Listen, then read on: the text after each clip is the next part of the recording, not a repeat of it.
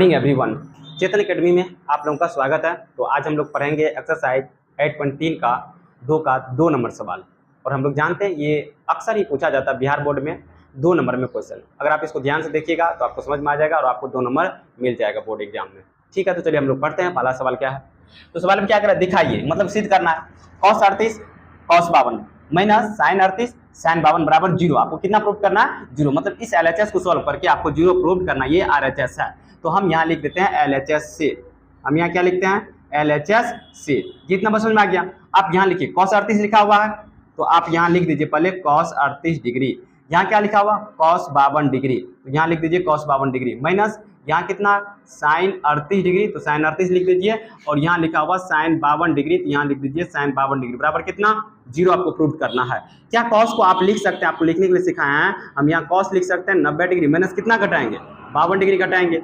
अब यहाँ cos 52 है तो cos 52 सेम लिख दीजिए, सही है। माइनस यहाँ sin 38 है तो यहाँ आप sin ही लिखिएगा। अब कितना लिखिएगा, 90 डिग्री। यहाँ देखिए कितना डिग्री है तो 52 डिग्री घटाइए। अब यहाँ क्या लिखिएगा, sin 52 डिग्री बराबर कितना, 0। आपको पता है ना cos 38 को लिखने का ये तरीका, क्योंकि 90 में से 52 गया तो कितना बचा, 38 बचा।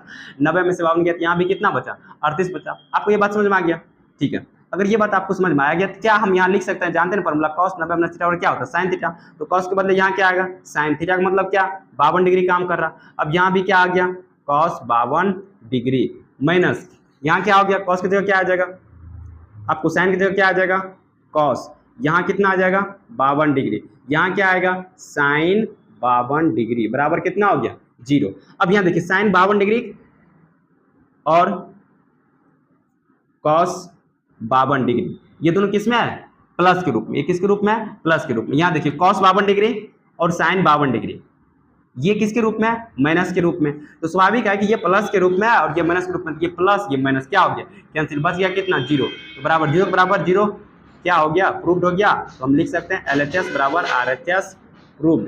LHS बराबर क्या हो गया, RHS प्रूव्ड। इस तरह से हमको सवाल सॉल्व करना है। बहुत ही आसान सवाल है और आपको बहुत बोर्ड एग्जाम में बहुत ही अच्छे तरीके से नंबर मिल जाएगा। ये सवाल समझ में आ गया होगा तो कृपया चेतन एकेडमी चैनल को सब्सक्राइब करें, जिससे ये वीडियो दूसरे स्टूडेंट तक भी पहुंच सके। आज के लिए इतना ही, धन्यवाद।